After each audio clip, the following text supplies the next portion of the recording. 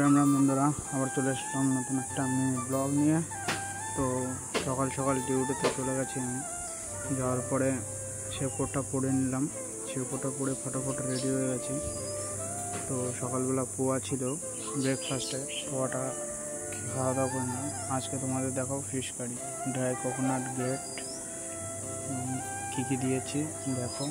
এবং এগুলো অবভিয়াসলি তোমাদের সাথে করতে হবে, সাথে না করলে যে ফ্লেভারটা, সে ফ্লেভারটা ভালো আসবে না। আর এটা আমাদের বাঙালি ফিশ কারি না, এটা হলো গোয়ার ফিশ কারি, তার জন্য তোমাদের কাছে তুলে ধরলাম।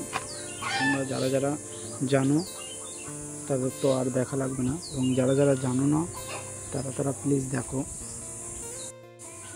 এই সাইডের প্যানে হোল ধনে আর হোল জিরে দিলাম, আর ওই সাইডে গার্লিক, জিঞ্জার এবং গ্রিন চিলি, যেটা অয়েল দিয়ে সটে করতে হবে।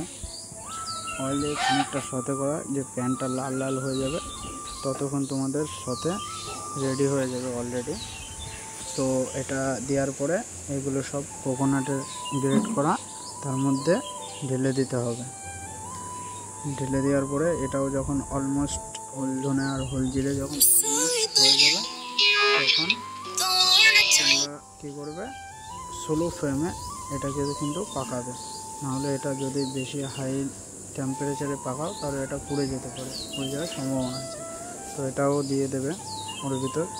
তা দিয়ে দেওয়ার পরে তারপরে স্লো ফ্লেমে যে কাশ্মীরি চিল্লিটা, যেটা কালার এবং স্পাইসি জন্য দরকার, সেটা হালকা পরিমাণে দিয়ে দেবে। এবং অনিয়ন যেটা ছিল, অনিয়নটা সতে করা লাগবে না, কাঁচা অনিয়ন স্লাইস করে কাটার পরে ওটা তোমরা দিয়ে দেবে, এবং কাশ্মীরি চিল্লিটাও দিয়ে দেবে। তারপরে হালকা করে টারমারিক পাউডার মানে হলুদ পাউডার ওটা অ্যাড করবে। অ্যাড করার পরে ওটা মিক্স করার পরে ওটা ব্লাইন্ডে মিক্সি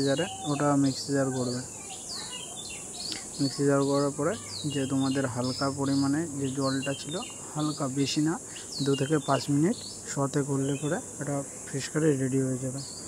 বাই বাই ফ্রেন্ড, তো আজকে এই পর্যন্তই।